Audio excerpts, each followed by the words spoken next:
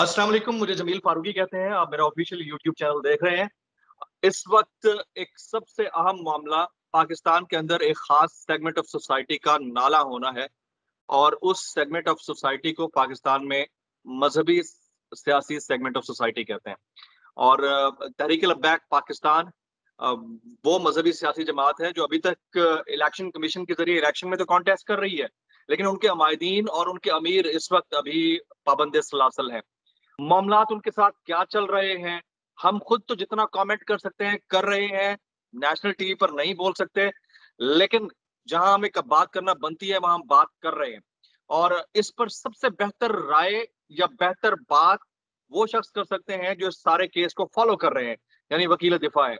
हमारे साथ मौजूद हैं इस वक्त अल्लामा साद हुसैन रिजवी साहब के वकील दिफा जनाब बुरहान मौजम साहब, पाकिस्तान के मोतबर कानूनदान भी हैं और इस केस को बड़े क्लोजली मॉनिटर भी कर रहे हैं। बहुत शुक्रिया। अस्सलाम वालेकुम बुरहान मौजम साहब। जी वालेकुम अस्सलाम। बुरहान मौजम साहब, सबसे पहले तो ये बताइए कि हाफिज साद हुसैन रिजवी साहब की तबीयत कैसी है, सेहत कैसी है? आपकी उनसे मुलाकात होती है या मुलाकात तक नहीं होने दी जाती? साद साहब से मेरी मुलाकात आज तक सिर्फ एक दफा हुई है और वो था 10 जुलाई 21, जब उन्हें प्रोसीडिंग्स के लिए हाई कोर्ट के सामने पेश किया गया था। तो कोर्ट रूम में मेरी उनसे कोई 15 मिनट की मुलाकात है। इसके अलावा साद साहब से किसी को मिलने की इजाज़त नहीं है।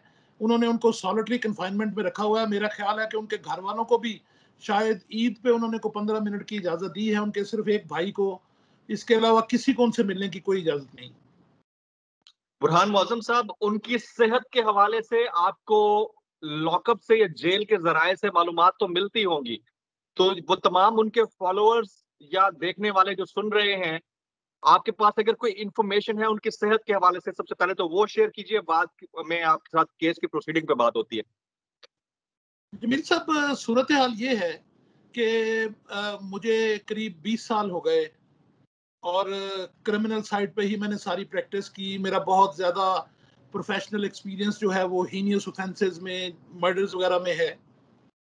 मैंने अपनी लाइफ में इतना हौसले वाला बंदा नहीं देखा। मेरी 15 मिनट की उनसे मुलाकात है और मैंने ये महसूस किया कि घबराना तो दरकिनार, वो इतने हौसले में थे कि वो मुझे कह रहे थे कि आपने किसी की बात नहीं सुननी, आपने सिर्फ लीगल अपनी ओपिनियन खुद डेवलप करनी है और ये ना सोचिएगा कि मैं जेल में हूं, I can fight for years. मैंने उनसे उस वक्त पूछा, क्योंकि मेरे पास जो इन्फॉर्मेशन है, एक तो उनकी सेहत के हवाले से आपने पूछा, वो मैं पहले बता दूं कि जो इन्फॉर्मेशन मेरे पास है कि वो माशाल्लाह बिल्कुल ठीक हैं, बहुत हौसले में हैं। बल्कि मुझे तो ये तक पता चला कि वो जो कोई साहब कभी मिलने की कोशिश करते हैं या किसी जरिए से उनका राब्ता हो जाए तो वो बाहर वालों को हौसला देते हैं कि हौसले से चट्टान की तरह डटे खड़े रहो। दूसरी बात यह है कि मैंने उनसे, जब मेरी मुलाकात हुई तो मैंने उनसे पूछा कि आपको अंदर कोई प्रॉब्लम, कोई तकलीफ महसूस करते हो? तो उन्होंने कहा कि मुझे बाकी तो सब ठीक है, इन्होंने मुझे कैद में रखा हुआ है, मुझे इससे फर्क नहीं पड़ता, ये मुझे घर का खाना नहीं पहुंचने देते, मुझे इससे भी फर्क नहीं पड़ता। राइट, सहूलियात से बहुत दूर रखा गया है। एक तो ये उनकी सेहत के हवाले से हो गया। अब मैं आ जाता हूँ पुलिस के रवैये के हवाले से और जेल इंतजामिया के रवैये के हवाले से। जाहिर है आप बहुत ज्यादा क्लोज हैं इस केस के, तो आपको ज्यादा पता होगा। आप खुद नहीं मिल पा रहे, आपकी आखिरी मुलाकात जुलाई में हुई, लेकिन इसके बावजूद आपके पास इंफॉर्मेशन होगी कि जेल इंतजामिया का, पुलिस का और सूबाई हुकूमत का डायरेक्टली इनडायरेक्टली एटीट्यूड या बिहेवियर कैसा है अल्लामा साद हुसैन रिजवी साहब के साथ। सर, मैं अगर इसे वन लाइनर कहूं जमील साहब, तो मैं ये कहूंगा कि they are putting their last effort, के उन्होंने साथ साथ को बाहर नहीं निकलने देना। जितना जोर उनके पास अवेलेबल है वो तमाम का तमाम जोर लगाए हुए हैं। उनके प्रोसिक्यूटर्स क्या, उनकी एजेंसीज क्या, उनके मामलात क्या, वो सुबह से शाम तक उनका एक बात पर ही फोकस है कि कुछ ऐसा ना हो जाए कि साथ साथ कहीं रिलीज हो जाए। और दूसरी इंपॉर्टेंट बात यह है कि आप इसी से अंदाजा कर लीजिए, मैं एक छोटी सी बात आपके सामने रखता हूं, इन्होंने साद साहब को 90 डेज के लिए डिटेन किया। जब हमें पता चला कि साद साहब को फर्दर 90 डेज के लिए एंटी टेररिज्म लॉज में डिटेन कर दिया है, तो तारीख थी 10 जुलाई 2021। विद इन 3 to 4 डेज हमने उनकी रिप्रेजेंटेशन फाइल कर दी, जो होम डिपार्टमेंट के सामने गई। आज 2.5 माह गुजर चुके हैं, रिप्रेजेंटेशन का फैसला नहीं आया। हमने 20 दिन इंतजार किया कि रिप्रेजेंटेशन का फैसला कर दें, उसके बाद हम हाई कोर्ट जाते हैं। हमने 5 अगस्त को हाई कोर्ट में अपनी पिटीशन फाइल कर दी। ठीक। जजेस ने अपना टोटल जोर लगा लिया है, और जो प्रोसिक्यूशन है या जो एडवोकेट जनरल ऑफिस है, उसकी एक ही कोशिश है कि आज नहीं कल, परसों तरसों करके इसको लिंगर ऑन करते जाएं।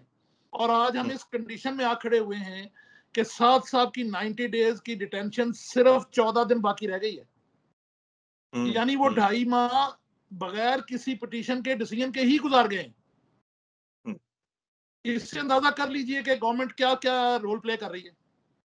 राइट। अच्छा, अब आप माशाल्लाह मुल्क के मायनाज वकील भी हैं, आप मुल्क के मोतबर कानूनदान भी हैं, तो आपसे ये सवाल बनता है कि आपको क्या लगता है इस केस के अंदर दम कितना है साद साहब के अगेंस्ट, कि वो केस वाकयातन इतना दम वाला है जिसके ऊपर गवर्नमेंट लिंगर ऑन करवा रही है, या मौजूदा अदलिया की जानिब से चीजें डिले हो रही हैं, इस केस में इतना दमखम है? जमील देखिए, 2 सूरतें हैं। पहली सूरत तो ये है कि as a very humble student of law मैं आपको अपनी ओपिनियन दे दूं। मैं बेहतर समझता हूं कि मैं अपनी ओपिनियन की बजाय आपको इस केस के अगर फैक्ट्स 2-3 मिनट में बता दूं, तो आपको ज्यादा आसानी से पता चलेगा कि हो क्या रहा है। प्लीज। इन्होंने साद साहब को 12 अप्रैल को डिटेन कर दिया फॉर 30 डेज। 30 डेज एक्सपायर हुए तो इन्होंने दोबारा 30 डेज के लिए कर दिया। फिर तीसरा नोटिफिकेशन आया जिसपे फर्दर 30 डेज थे। अब यहाँ लॉ ने इन पे एक एम्बार्गो लगा दिया, लॉ ने इन पे एक पाबंदी लगा दी। इन पे वो पाबंदी ये थी कि गवर्नमेंट के पास जो इख्तियार था वो था 90 डेज तक, आपने वो यूज कर लिया। अब अगर आप 90 डेज से 91st डे में जाना चाहते हैं तो आपको इसके लिए हाई कोर्ट जाना पड़ेगा। आपको अपना केस 3 जजेस को सुनवाना पड़ेगा। आप अपना जाकर मौकफ 3 जजों को बताएं कि ये साहब हैं, ये इन पे इल्जामात हैं और हम इन्हें खतरा समझते हैं, तो हम इन्हें अंदर रखना चाहते हैं। इन्होंने in terms of that law इन्होंने एक रेफरेंस फाइल किया, जो 3 ऑनरेबल जजेस ऑफ हाई कोर्ट ने सुना। उस ट्रिब्यूनल के उस वो उसे कहते हैं प्रोविंशियल रिव्यू बोर्ड। ठीक है। उसके सरबराह थे जस्टिस मलिक शहजाद खान साहब, और सदाकत अली खान साहब और आलिया नीलम जो थे, जस्टिस आलिया नीलम साहिबा मोहतरमा, वो उसके ऑनरेबल मेंबर्स थे। 2 जुलाई को ये 8 एलिगेशंस लगाते हैं कि जी ये हमारे पास 8 इल्जामात हैं। हम इन 8 इल्जामात की वजह से समझते हैं कि साद रिजवी साहब को डिटेन करना गवर्नमेंट की मजबूरी है। प्रोविंशियल रिव्यू बोर्ड ने इनको सुना, डिटेल से सुना, और अपना जो ऑर्डर जारी किया उसमें उन्होंने इनके 8 के 8 ग्राउंड्स को एक एक करके लिखा, उसकी रीजनिंग लिखी और इनका जो रेफरेंस था उसे रिजेक्ट कर दिया। उन्होंने अच्छा। कहा जी कि 8 ग्राउंड में किसी एक में भी इतना सब्सटेंस नहीं है, किसी एक में भी इतनी जान नहीं है कि उसमें उसको हम वजह बना सकें कि हम किसी शख्स की आजादी छीनकर उसे अंदर रख सकें। ये सर 2/7/21 को फैसला आ जाता है। ठीक है। जो थर्ड डिटेंशन ऑर्डर था इनका फॉर 30 डेज, वो एक्सपायर हो रहा था 10/7 को, 10 जुलाई को। जी। यानी वो दिन तो गुजारने थे, इन्होंने वो 7 दिन गुजारे और 10 जुलाई को बजाय इसके, अच्छा उस रेफरेंस का कंक्लूजन ये था कि 3 मेंबर बेंच ने कहा रेफरेंस में कि साद रिजवी साहब को 4th विद रिलीज कर दिया जाए। अच्छा। इन्होंने 10 तारीख को बजाय इसके कि उन्हें रिलीज करते, इन्होंने एंटी टेररिज्म लॉज को अप्लाई करके उन्हीं 8 ग्राउंडों में से 5 ग्राउंडें उठाकर साद साहब को दोबारा डिटेन कर दिया फॉर 90 डेज। दोबारा डिटेन कर अब दिया। दोबारा डिटेन कर दिया। अब मेरा पॉइंट ये है कि हम यही अपनी पिटीशन लेकर एक दफा फिर हाई कोर्ट के पास गए हैं कि जब 3 ऑनरेबल मेंबर्स ने, जो जजेस ऑफ द हाई कोर्ट हैं, जो प्रोविंशियल रिव्यू बोर्ड है, उन्होंने उन तमाम 8 की 8 ग्राउंड्स को रिजेक्ट कर दिया है, तो आप उसी ग्राउंड पर दोबारा किसी को कैसे डिटेन कर सकते हैं? Under some other law. यही हमारा सब्जेक्ट मैटर है। मैंने इसलिए आपको ये सारी डिटेल दी कि अगर मैं आपसे कहूं कि इनके पास कोई ग्राउंड नहीं है तो उसकी वैल्यू कुछ और है। और हाई कोर्ट के 3 जजेस कह चुके हैं कि इनके पास कोई ग्राउंड नहीं है गवर्नमेंट के पास, बल्कि उस ऑर्डर में ये भी लिखा हुआ है कि गवर्नमेंट जो है वो मैलाफाइडली एक्ट कर रही है।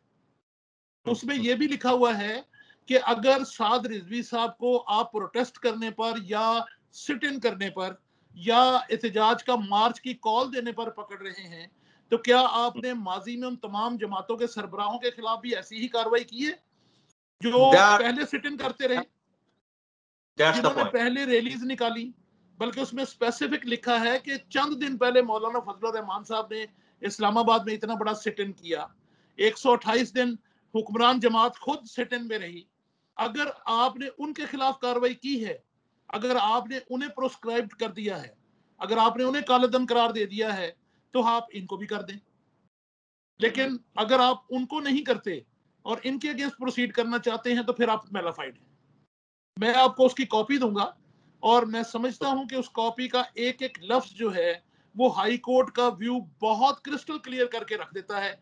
उस सब को देखते हुए मैं ये समझता हूं कि जो जो मुझे let me complete sir, let me complete. जी प्लीज सर प्लीज आप बोलिए, प्लीज आप बोलिए।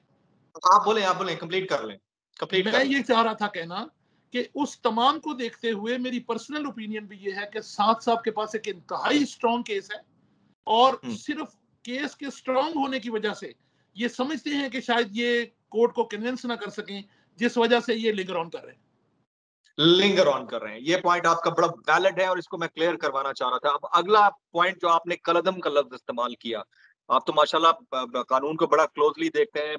मुझे भी ऑलमोस्ट 17 साल हो गए इंडस्ट्री के अंदर as a working journalist and anchor person. तो मैं ये आपसे पूछना चाह रहा हूँ, ये मेरी जो पॉलिटिकल हिस्ट्री को मैं देखता हूँ, पॉलिटिकल रिलीजियस जो पार्टीज हैं उनके कैरेक्टर को देखता हूँ, तो फिर मेरी तारीख की जो स्टडी है उसके मुताबिक शायद ये पहला केस है कि जिसमें वफाकी काबीना एक जमात को कलदम करार दे देती है, लेकिन इलेक्शन कमीशन के जरिए अभी तक वो कॉन्टेस्ट कर रही है।